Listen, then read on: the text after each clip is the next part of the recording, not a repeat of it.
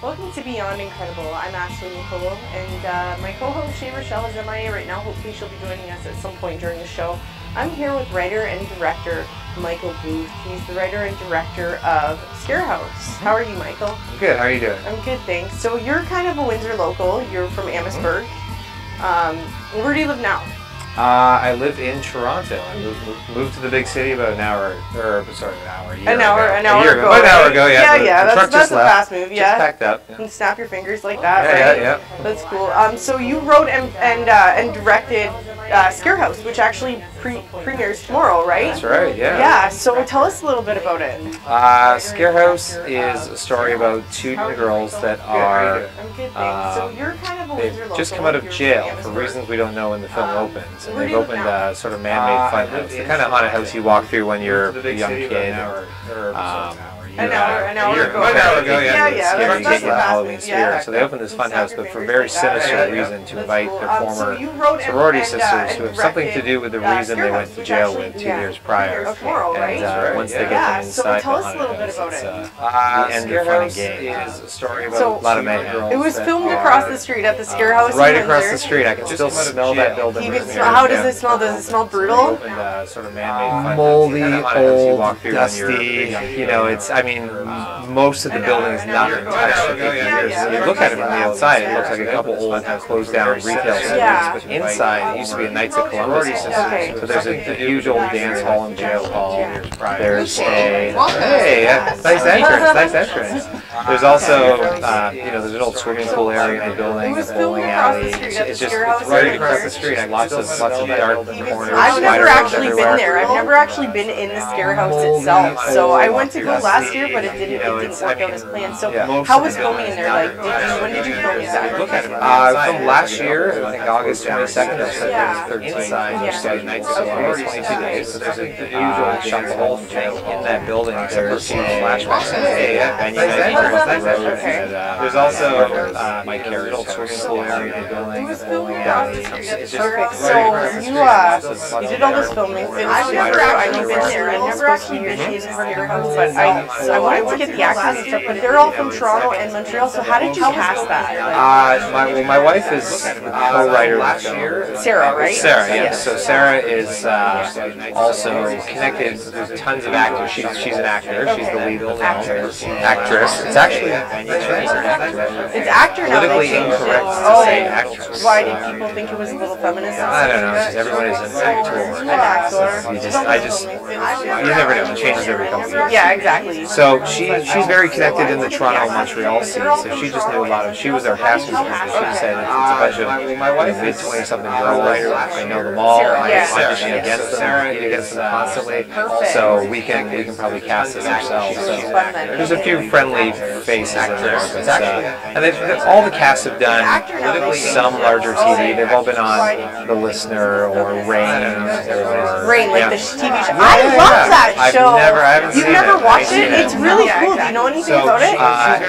It's all about married stuff, but it gets into a little bit of the drama and stuff like that. But I'm into that stuff, like the Renaissance and stuff like that era. So it's really neat. I was watching it last night. It looks. I'll eventually see it. I have, like Sarah did Hemlock Grove recently. All the cast have done really.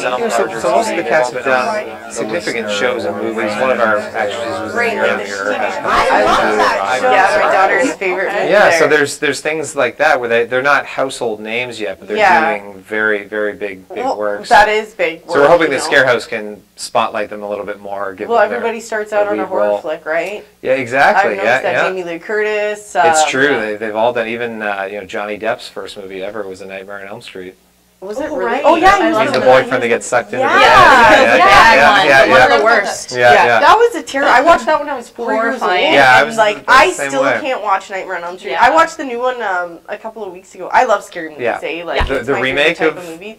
They're good remakes. The remakes are really good now because of the makeup and the special effects and stuff like that. Everything's evolved, and we don't even have one 1,000th of the budget to pull off the Scarehouse, but the two makeup artists that we had are from Windsor, Carly Nicodemo and Taylor Vigneault. Yes. And they did an amazing job. We keep getting so many compliments on the practical makeup effects. We didn't use any digital effects at all in the movie. Okay. And people seem to really love what they did. So why Windsor? Why did you choose Windsor to film here? I always say Windsor chose me because growing up in Amherstburg and working here, I really don't know any other way to make movies. That's the truth, because this city is so 2 degrees of separation, maybe less. Everybody, we were just discussing, I know your cousin, and then I said, no, wait, I filmed your cousin's engagement proposal. Your proposal. That's crazy. That's how small the Windsor Essex County area is. So when you film a movie here, it's like, well, we need a creepy old building. Okay, here we go, got it. Here's the keys. Have fun for a month. Well, we need catering, and then we get generous sponsors like the Downtown Core, like out of Reno's Kitchen, and the Manchester and Fog Lounge and Boston Pizza. Like here, it's so easy to connect to people. They do. They have some great everything. Drop a little. That's my regular watering hole when I'm back in Windsor. Oh yeah. I've been back in there a few times since I came home. I went there the one night, and they had, I don't know if it was music or just a lot of young people there, but I walked in. I'm almost 30, right? Yeah. So I'm over 30. I feel. Yeah. I feel so I walk in and I'm like, it is so effing loud here. But I ran into like 4 people that I knew. Like people, like there's a lot of musicians hanging out there. Like a lot Cheers. of artists. Everybody knows your name. And I run into people and I'm like, I hear a hey Ashley, and I'm like, I don't fucking know anyone. Oh, sorry, sorry guys. So I'm like, I don't know anybody PG-13 downtown. show. And then I look, and then I'm like, oh, it's Jordan. It's Jordan too. Like we've had him on here a couple of times, Jordo. And I'm like, oh, Jordo, right on. And then I start seeing other faces, like people that I've interviewed. I'm like, this is really. That's what's weird. great. Honestly, whenever we're on set here in Windsor, I've shot 40-something music videos here and other films in the past, and it's always like we need this. If we need plumbing, we had a plumbing emergency in that building, and like boom, got it. Like not like pipes breaking, like got to solve that like that day. It's just it's such a great, easy city to connect and get the things you need to make a movie. So that helps you keep the budget down significantly lower. Yeah. And then there's so much talent here. There's so many actors here.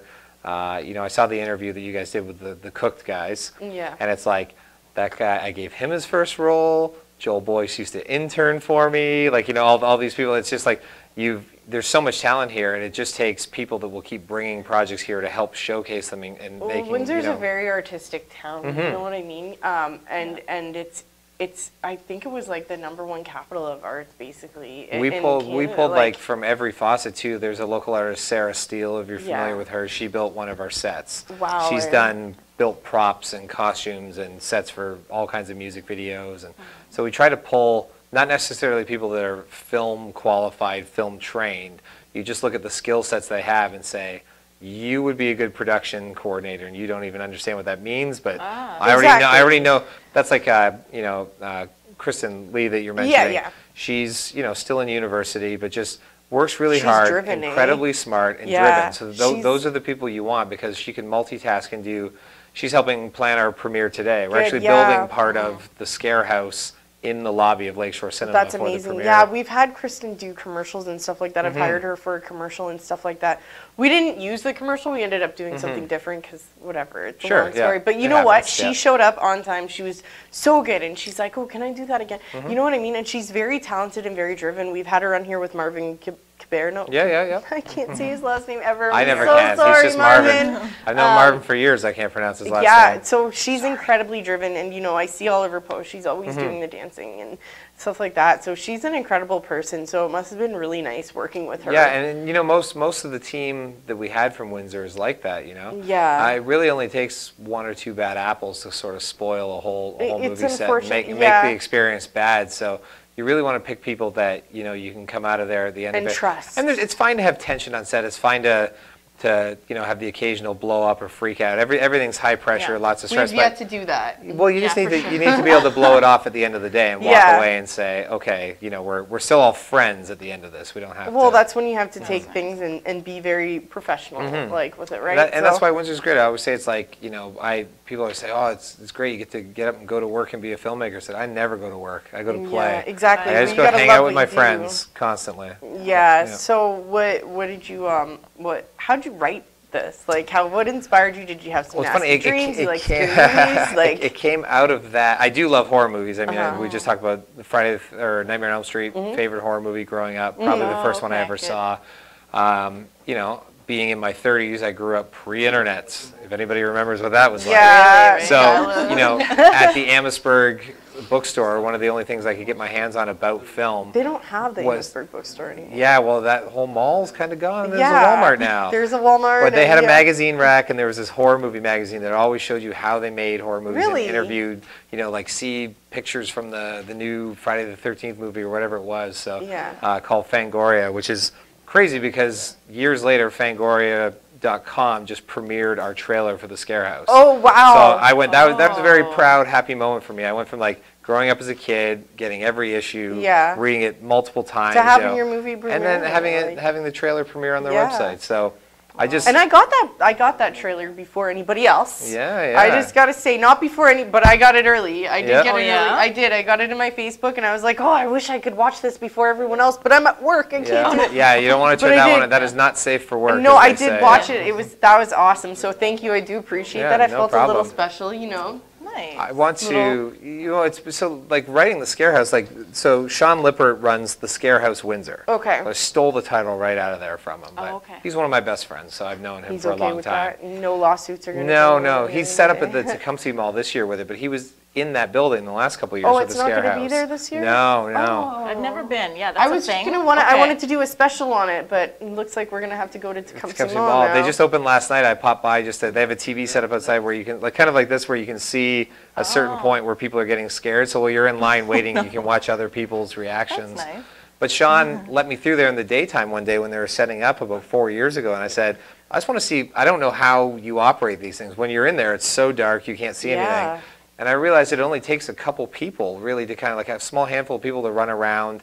You know, they scare you here, then they change a mask and throw on a different hood and run to a different area and wait for you to come around. You think there's 2 or 3 people, but there's only one. Wow. So I just thought, and I just said, I asked him, like, do people ever like punch your people in the face when they get scared? Or just kind of being drunk and being obnoxious? He said, yeah. He said, but you don't want to do that to somebody in a haunted house because they know this dark corridor better than you ever will. I've heard so they'll trip you. They'll change a wall so you can't get anywhere and just get stuck. You know, like if you're a jerk, expect it back, right? I've heard things about the Scarehouses in Toronto, or not Toronto. I'm so sorry. Detroit? In Detroit. Were you with me having this conversation? Maybe it was someone else, but we were having this conversation about, it was at one of my jobs, oh my God, having a talk about a scare house in the States where they actually had to hire security guards because people were punching people. It was so scary. They'd get this clown. And that's nuts. I like being scared, though. It's fun. I think everybody likes you. That's why horror movies work so well. Like even like Annabelle that just opened this weekend. I'm waiting to see it. Have you seen it? Nothing creepier than dolls or clowns. Okay, somebody was messing with me last night. Have you seen The Conjuring? Nope. So it's at the beginning of The Conjuring. The opening scene is these 2 nursing students who are sitting there about the doll. There's this possessed doll, and there's this red crayon. I can't remember what she writes on the wall, but anyways, there's this red crayon. So the Warners, is that their name? The Warners come in and they take the doll and they put the doll in their little demon room because they have everything that's they locked it away. They locked it away in the house with their child. But anyway, so Annabelle is before The Conjuring. It's about the doll. Prequel, Yeah, it's about the doll. I'm gonna go see it. I can handle Chucky, but that's about it. I don't know about. Oh, that I'm one's gonna creepy. drag you with me. Chucky The Conjuring. Chucky's like the opposite of Toy Story, where every little kid wants their toys to come to life. Chucky is the like staring at it, being like, "I'm going to bed now. Please try not to wake up and kill me." Chucky's like sexually disturbed though too. He you know what I mean? Like there's by the sequels. Chucky. So he got a girlfriend, and I was like, he calmed down a little bit. Do you have some questions? I do. Yes. I know. I had an emergency to deal with. I had an emergency too, so I was late too. Oh, were you? Yeah. Okay. We're good. All right. No, we're speaking of Chucky and all that. I mean, would you say, like the Jason types and everything? For the movie, did you get inspiration from these movies, like Saw and Hostel? I mean, we sort of loosely describe the film as Mean Girls meets Saw. Oh, it's like a female version of Saw. There's some good old when I say that they're going to get revenge, When I say they're going to get revenge, they get revenge. They take these 6 not sorority sisters. Is it a story of like bullying, like the girls? It's they were put. that part. Oh, it is. Okay. Now you have to go see the now movie. you have to go I watch will it. be there He's tomorrow. already described. No, I don't want to hear it. so. I'll be there tomorrow. Yeah, as they've opened this haunted house to invite their former sorority sisters through. Okay, They totally think get it. the sorority sisters think they're showing up for their annual Halloween party, and this is just part of like they have to walk through the haunted house to get to the party room, and they're not going to make it that far. You know, I won't say too much, but they've sort of specific. You know, they spent 2 years in jail, so these 2 lead characters of Corey and Elaine have sat for a long time thinking about if I could get revenge, how would I do it? And each revenge and each sort of method that they have planned to torture these girls is very specific to their personalities. One of the sorority sisters, Emily, that has an eating disorder and is always trying to squeeze into the smallest corset ever. Well, they decide to help her out with that to make sure she's as thin as possible by hooking up the corset laces to a Jeep winch. Oh, so that they can, wow. Yeah. Some of the stuff you get a tease of in the trailer. Okay, stop telling us. Yeah. Stop telling us. So, for sure. shoes, by the way. Thank you, darling. We get the red on today. I love it. Now, how do you feel about the new wave of horror films? Because there's a lot of cheeky, like cheese fest, like Piranha 3D and all that. Yeah. And That's the more absolute comedy, I think, contrast. than, yeah. I can't handle that. I laugh at that stuff. And then we're talking about The Conjuring, all that, and everything opposite to that would be the supernatural. So what happened to the 80s style, you know, the Slasher slashers? I think they just, you know, things come in waves where they run it into the ground when they make, you know, 9 Friday the 13th movies, 7 Nightmare on Elm Street and movies. then Jason and Freddy Go to 10 Hell. Like Halloween movies. Like there it was just a lot of it gets those. old. You know, Scream got up to 4 films. That's you know, right. Scream's Jason going to be Goes an to MTV. Space. How about Jason exactly. Goes to Jason Space? X. Like, Yeah. wow. So I think they just run things into the ground, and it takes a while for it to sort of settle down. Because even when Scream came out in 1997, that was like, oh wow, we haven't seen an original slasher film in a while, and they made horror movies fun again. But then within a year, there's I Know What You Did Last Summer, and this film and that film, and just everything else that is, you know, kind of just a cheap knockoff, and it just tires it out. And they do it too. Big action movies, you know, everything was like destroying the city. There's always the city destroying movie, 2 or 3 of them every year. And it just gets like, okay, I've seen it. Yeah, it's so like it comes in waves. It's kind of like fashion too, you know, like the 80s. Yeah, it's trendy. And even like Scarehouse, we try to put some of that. All the music is very sort of 80s sounding. Our composer did an awesome job with that. Just paying that tip of the hat. We even had one review that said, this movie opens like a John Hughes comedy and then quickly stops being a John Hughes movie and turns into something way more sinister. But I think, you know, I think that's what I miss the most about the 80s and the 90s is the soundtracks. Yeah. And I direct a lot of music videos. I love music as much as I love film. So the being able to handpick some of the bands I've worked with and put them on the soundtrack and try to, you know, because it is a very serious horror movie. And we have an orchestral score that our composer went to Prague and recorded with an orchestra and all of that great symphonic music. But then there's also, you know, 15 song placements that had to be in there as well. So finding the right kind of pop songs and things that I almost like in movies where music contrasts completely.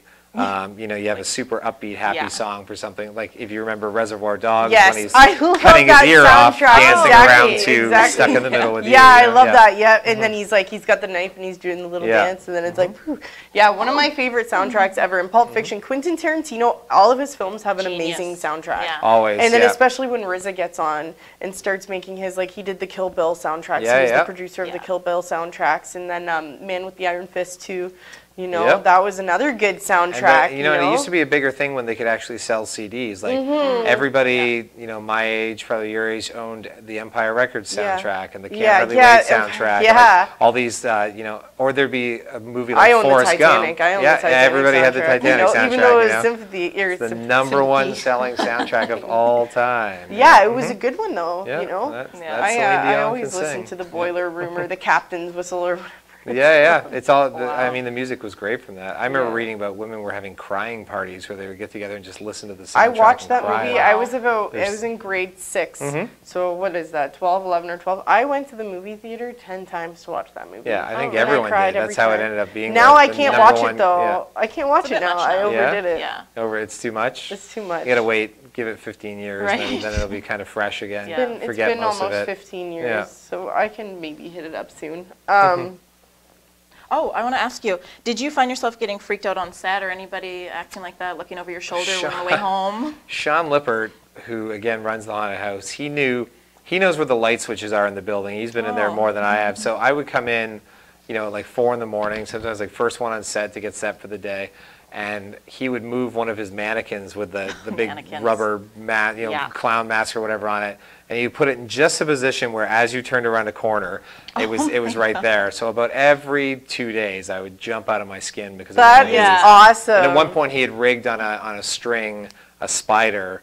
So he had to say for the last take of the day that when one of the actors was in the middle of a take, we kind of gave him permission to ruin it, kind of like drop the string and have the spider fall on the desk. And like some people are terrified of spiders. I had a friend, we had a fishing line.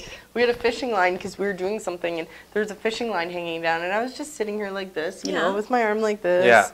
Not really, and then I'd move the fishing line, and it went in front of his face, but there was like tape on it, and he saw it from the corner of his eye. So of course, all he thinks is there's this ginormous spider.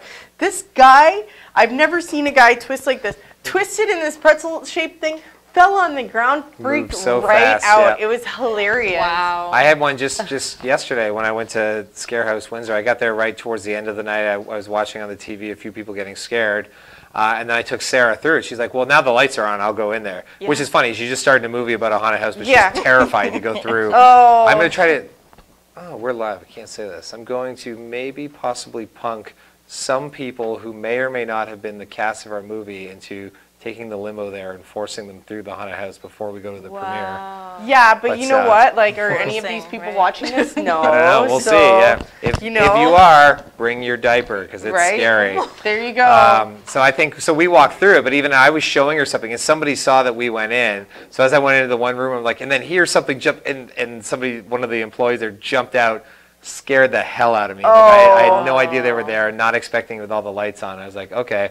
I still scare easy. Yeah. I loved that as a little kid, getting scared. Like, just that, I don't know what it is, but like somebody popping out from behind the door or something like that and jumping. I still get scared. Like, I'll be like not paying attention and I'll forget to have my back door light on. Like, it's automatic, so I think it's on. I think Scarehouse Windsor is upped it a notch this year because it's they've moved locations, but they've made it work. Like, you can just hear people screaming like every 20 seconds there, and they all come out just kind of like, I don't want to go. We gotta check it out. Oh no! It looks like a good one. We have to check it out. I'll be out of town actually that time. I think. Whatever day that is. Whatever day that is, I'm out of town. I'm going. I'll bring this crew. Or with we can have security and I'll go. Screw security. I'll be your security. Yeah, right. You'll be one scaring me. I'm not putting you in front of me. You can stand behind me. Yeah.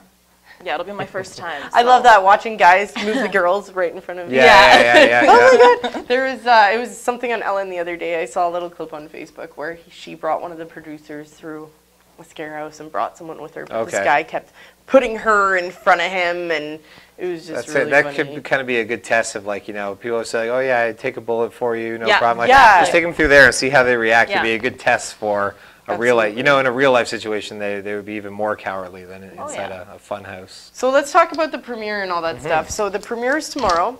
It premieres tomorrow night, Lakeshore Cinemas, 9 p.m. So why did you pick Lakeshore? Because it's independently owned? It is independently owned, but I've had a couple other premieres there. Been involved in a few other premieres, and Gina, that manages it, has been a long time sort of movie industry friend. Perfect. And it was the perfect system that as we've been having a heck of a run on ticket sales. So every time we sell a theater out, we add a theater. Perfect. So it's kind of the perfect venue where you're not locked into like selling out too early. And then we can have a bigger party. And our after party is sponsored by Boston Pizza, so they're just right around the corner there on Manning Road. So everything just logistically made sense. And Lakeshore's where I see my movies when I lived in Windsor, when I come to Windsor. So I would selfishly want to see it in the theater that I I movies in. That's selfish of you. But it's okay. You wrote it and directed it, right? You're allowed to be selfish. My movie. I'll do what I want. It's your baby. So where is it going to be played? Is it going to be played in all major theaters, or is it going to be only in Canada? It's a limited theatrical release in Canada starting October 10th. Okay. And then it goes to, it's more, we used to have home movies. You remember Blockbuster? Yeah. We used to have that thing. Right? So Blockbuster's been sort of replaced by VOD, Video on Demand, and iTunes. So the movie comes out across Canada and America through Universal Studios and D Films on October 21st, so about a week before Halloween. Perfect. So the movie's set on Devil's Night on October 30th, so Okay. the push is to make it like the Halloween home video event. Okay, well, I know what I'm watching on the 30th There you of go, October. Yeah. You So better we watch can it purchase tomorrow it- night. well- Tomorrow night, that's the big Go party. watch it again. Yeah, I work midnights. Oh, well, there you you're go. gonna Yeah. be there. I could try to be there. I Let need me somebody see what to I hold can on do. to. Let Yeah. me see what I can do. Dig my nails in. No, I'm kidding. I'm sure as long as I'm back, as long as I'm at work by 12, I think I She can has a be there. curfew, guys. Yeah, they don't really yes. care what you do as long as you're there on time. Oh right? Yeah. man, it's just crazy. Yeah, but so where can we purchase it? Like video online? on demand, I believe in Canada. Is that online though? Like, is it an online type It's thing? like through your TV. So if you have Rogers or Bell or whatever, and they have the online Just video an on demand FYI, service, we are yeah. not Kobe's Planet, and I am not Mitchell Kobe K. I'm Did you Ashley do Nicole. that? Hey Mitch, though. Shout out think to you did Mitch. it. I'm gonna tag you in this just for that. I'm just playing around.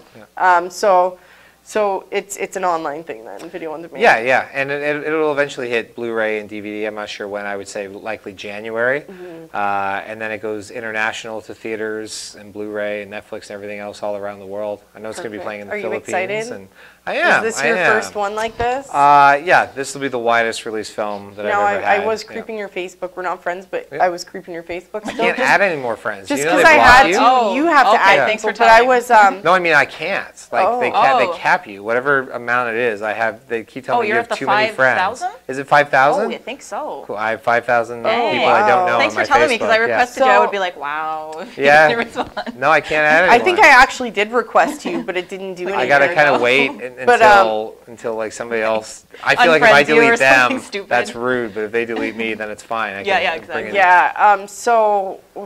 I lost it.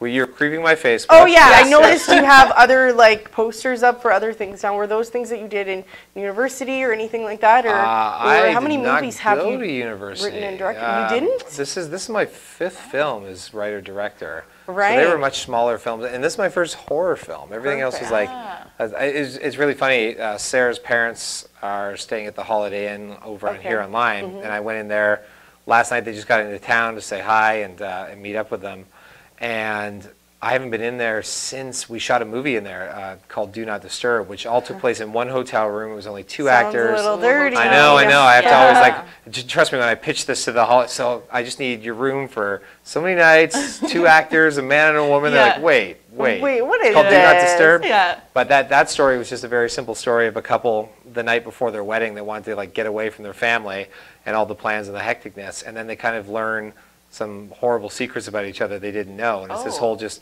one long kind of relationship debate about should we go through with the wedding or I do we kind of call want it to see off? it. I Me like too. movies like Yeah, that. so Yeah. it's very, very different scale of movie from you know, Scarehouse. We've got fights and blood and gore and makeup and action scenes, and it was a much smaller film. So it is weird that I'm directing a horror movie because everything I've done previous is sort of these smaller, dramatic kind of films. Yeah, so the dialogue for 2 actors in a bedroom trying to see if they're gonna get married or not, like that. Did you write all of it? I did. So what goes on in your head when you're writing that? Well, like, I had been divorced about a year or 2 before I wrote that one, so Yeah.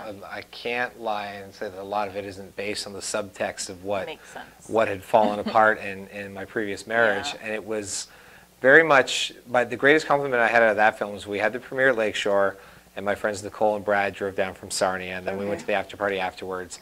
And I had just turned my phone battery, like a 2005 cell phone's battery isn't the same as today. No. It was dead, and the next day I had like all these voicemails like, Gavin, I hate you, Gavin, I hate you. And I'm like, what? So I called her, I'm like, did you not get into, did they block you at the after party or something? Like, I don't know what happened. She's like, no, the whole ride home, the whole ride back to Sarnia, like her husband Brad and her were like, well, what don't I know about you?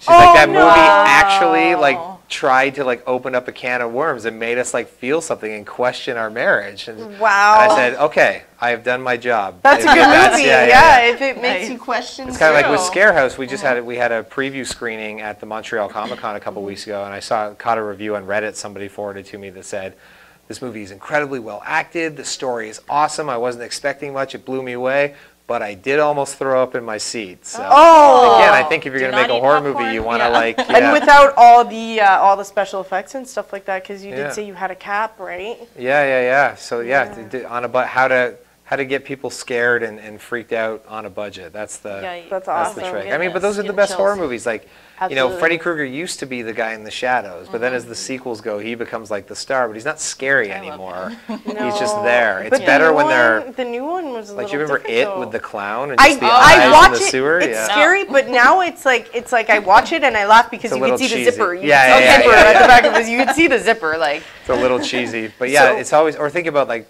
Paranormal Activity when that came out. The first one was scary, but the fourth one was horrible. There's a huge evil demon haunting them that you never see a single frame of, and they just see like the footprints in the flour or whatever that they put out.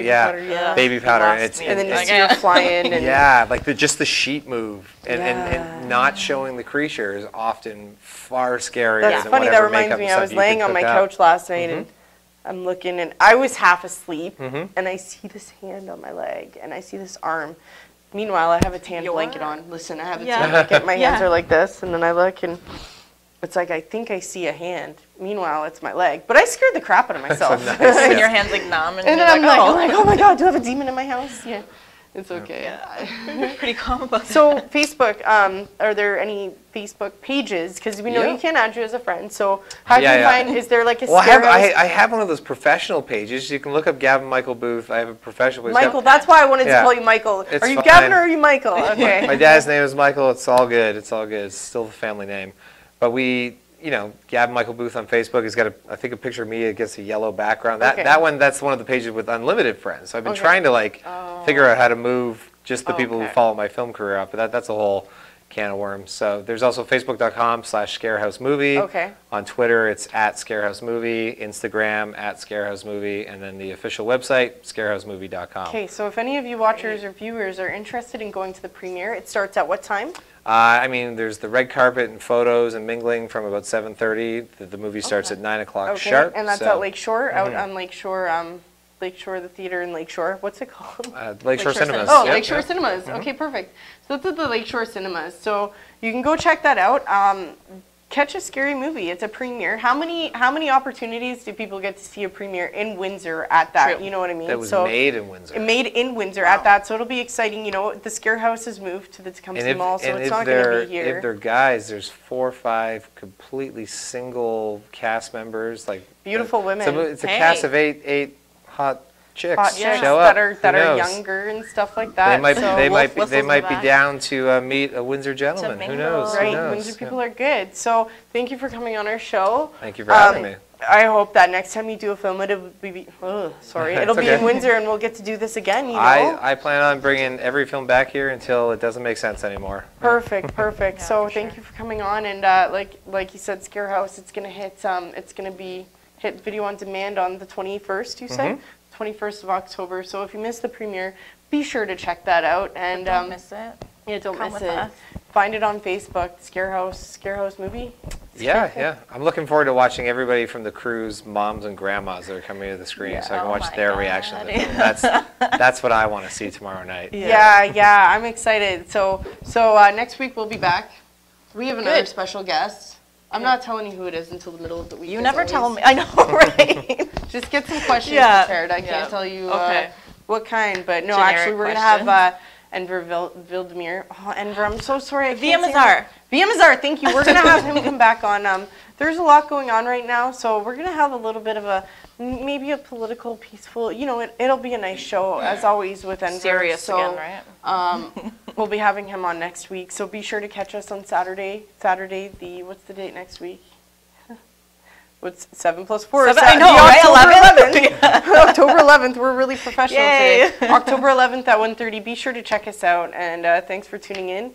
Gavin, I almost called you Michael again. Gavin Booth, thank you. Thanks for coming on, and good luck, Thank you. Really, I really hope this goes far. I'm excited. I'm excited to see it with everybody that made the movie possible. Exactly. It should be a good night tomorrow. Exactly. So, so we'll catch you all next week. I got to give a birthday shout out first. I want to wish a very happy birthday to my best friend and the founder of the anti-bullying movement, The Huge Campaign, Mr. Robert Mons. Happy 29th birthday.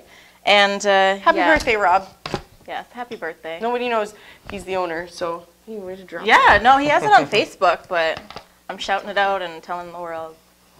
So. Okay, well, everybody have a wonderful weekend, and we'll catch you all next week. See you guys.